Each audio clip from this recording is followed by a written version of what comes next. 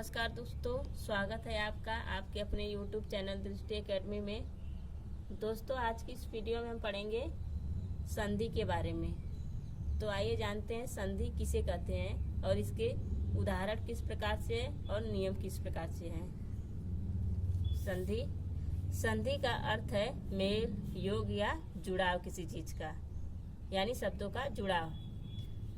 जैसे दो वर्णों के मेल से उत्पन्न होने वाले विकार या परिवर्तन को संधि कहते हैं। एवं साथ ही इसमें दो शब्द या पद एक दूसरे से जुड़ करके एक नए शब्द का निर्माण करते हैं, उसे हम संधि कहते हैं। अब है संधि के प्रकार या भेद। तो संधि तीन प्रकार की होती है। पहला है स्वर संधि, दूसरा है व्यंजन संधि, तीसरा है विसर्ग संधि। तो पहला देखते हैं हम स्वर संधि। दो स्वरों के मेल या योग से होने वाले परिवर्तन को स्वर संधि कहते हैं। इस तरह दो स्वर आपस में मिलकर एक नए शब्द का एवं तीसरे अर्थ की उत्पत्ति करते हैं। जैसे पहला है विद्या धन अर्थी बराबर विद्यार्थी, यानी विद्या और अर्थी शब्द के मेल से या योग से या जुड़ने से विद्यार्थी शब्द बना, यानी कि विद्या धन अर्थी बराबर विद्यार्थी। अगला है देव धन आलय बराबर देवालय। अगला है विद्या धन आलय बराबर विद्यालय। अगला है रवि धन इंद्र बराबर रविंद्र। अब है स्वर संधि के भी 5 भेद है। तो इसमें पहला है दीर्घ संधि, जिसमें हिमालय, अन्नाभाव या भानुदय शब्द शामिल है। अगला है गुण संधि, गुण यानी जो किसी की विशेषता को बताए या किसी के स्वभाव को। तो इसमें है पहला शब्द सुरेंद्र, दूसरा है सूर्योदय, अगला है देवेश शब्द। अब है वृद्धि संधि, वृद्धि मतलब जो बढ़ोतरी करता है, जिसमें परम सौध शब्द है, मतैक्य है यानी अलग अलग मत, एकैक है मतलब एक से अधिक। अब है यड़ संधि, इसमें जो शब्द है शामिल वो है पहला यद्यपि, इत्यादि या स्वागत या अन्वेषण शब्द शामिल है। अगला है हमारा अयादि संधि, जिसमें नयन, नायक, पावन, आगंतुक शब्द शामिल है। अब है व्यंजन संधि। व्यंजन से स्वर अथवा व्यंजन के मेल से उत्पन्न विकार को व्यंजन संधि कहते हैं, यानी कि पहले शब्द का अंतिम वर्ण हल चिन्ह के साथ यानी उत्तर या हल चिन्ह के साथ लिखा जाता है। जैसे पहला है सत धन जन, यानी स के साथ स, त हलंत के साथ धन ज, नीचे हो गया हलंत के साथ त, जन के नीचे हो गया ज, यानी कि स धन ज धन न बराबर सज्जन। अब है हमारा संधि के नियम। तो आइए देखते हैं कौन कौन से नियम है।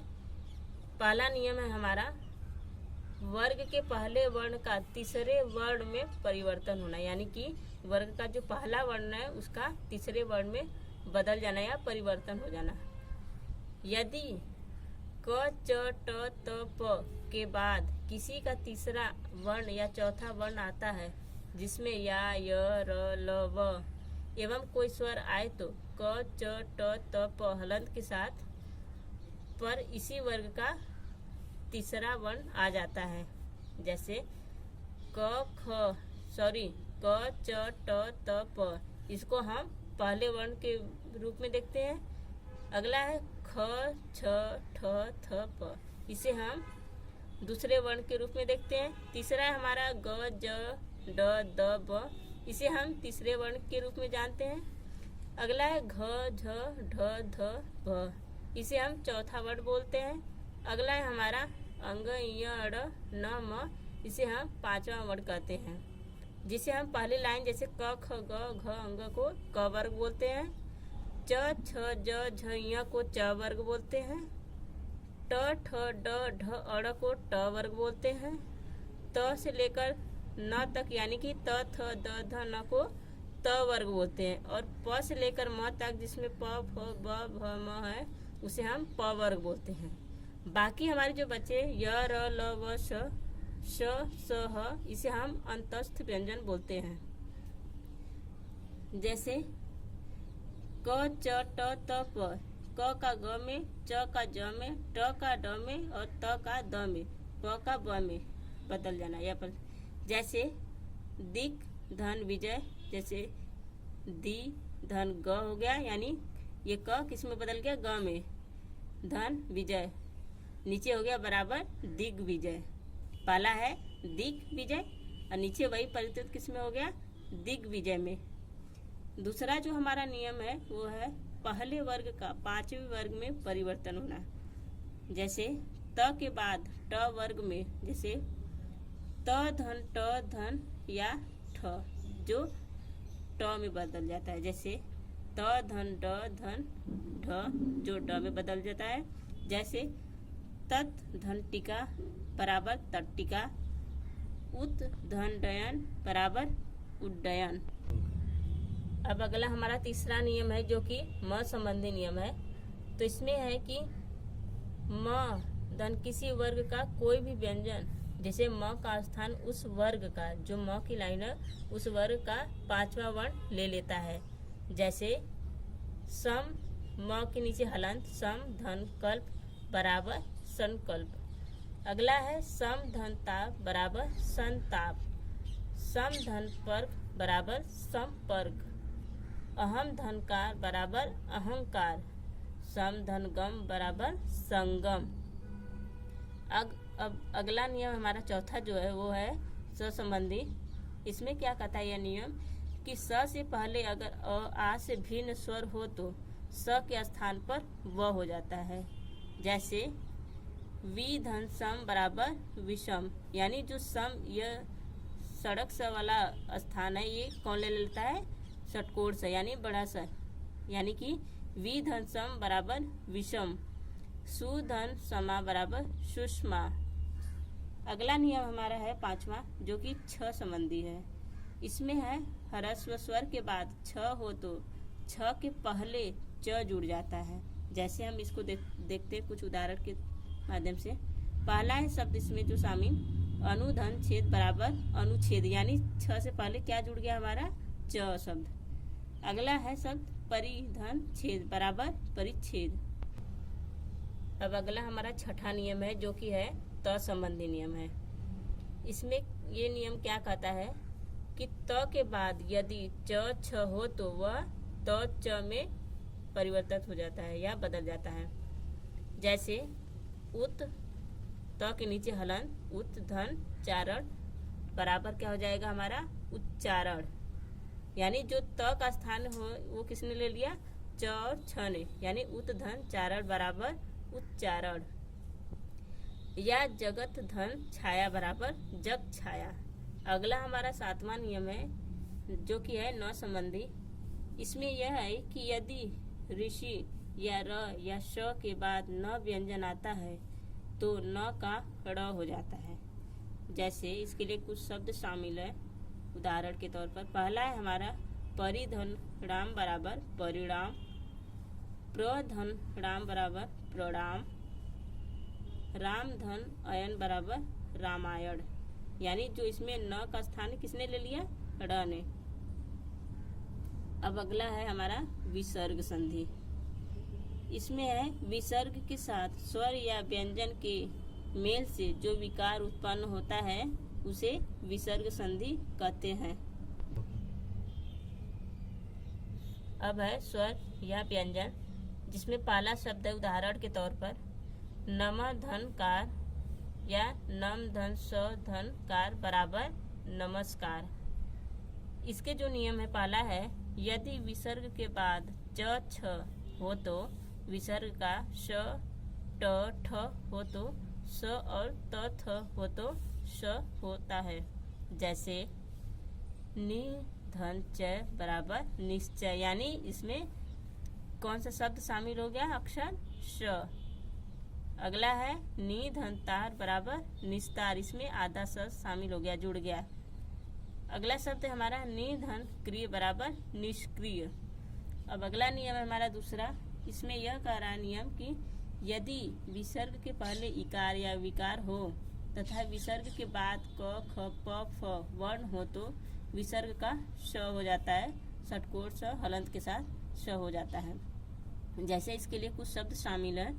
पहला है निर्धन कपट बराबर निष्कपट, यानी इसमें आधा स कौन सा षटकोर स इसमें शामिल हो गया। निर्धन कपट यानी बराबर निष्कपट। अगला है निर्धन फल बराबर निष्फल।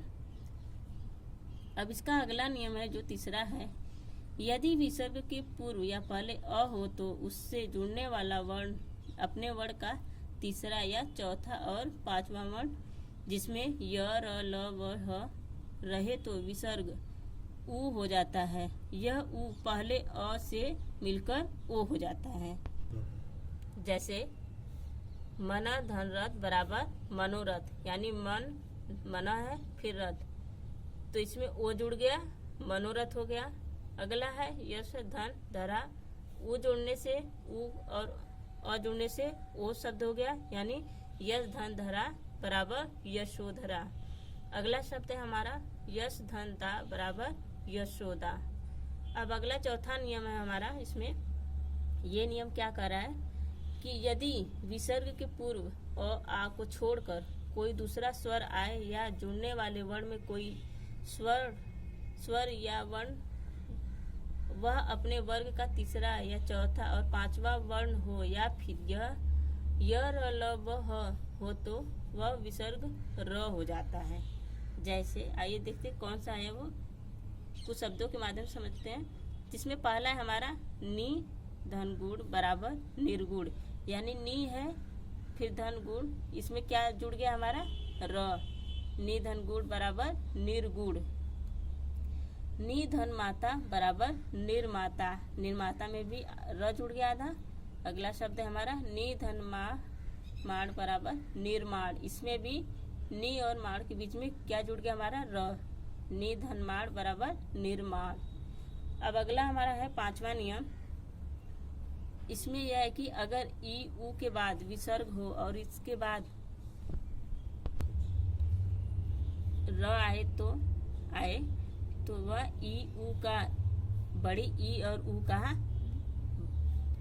छोटी ई और उ का बड़ी ई और उ हो जाता है तथा विसर्ग जो होता है वो लुप्त हो जाता है, यानी गायब हो जाता है। जैसे इसके लिए कुछ शब्द शामिल, उदाहरण के तौर पर पहला है इसमें नी धन र बराबर नीरव, यानी यहाँ कौन सा ई है, छोटी ई है, नी धन र बराबर नीरव, यानी यहाँ हो गया बड़ी ई। अब अगला है शब्द नी धन रस बराबर नीरस, यानी कि इसमें भी नी धन रस में कौन सा ये है, छोटी ई है, लेकिन आगे जाकर क्या इसमें जुड़ गया बड़ी ई, तो क्या हो गया हमारा नीरस। अगला है नी धन व बराबर क्या हो गया न्यू, लेकिन जैसे इसमें बड़ी जुड़ गया क्या हो गया न्यू धन व से बराबर न्यू, यानी कि बड़ी जुड़ते ही क्या हो गया न्यू। ओके दोस्तों, आपको ये वीडियो कैसी लगी? अगर अच्छी लगी हो तो आप लाइक और सब्सक्राइब कर सकते हो, साथ ही आप इसे शेयर भी कर सकते हो। और इससे संबंधित आपका कोई भी सुझाव हो तो आप हमें कमेंट्स बॉक्स में लिखकर ज़रूर बताएं। आज की वीडियो में सिर्फ इतना ही दोस्तों, अब मिलेंगे नए अध्याय के साथ अगली वीडियो में। ओके दोस्तों, थैंक यू, जय हिंद।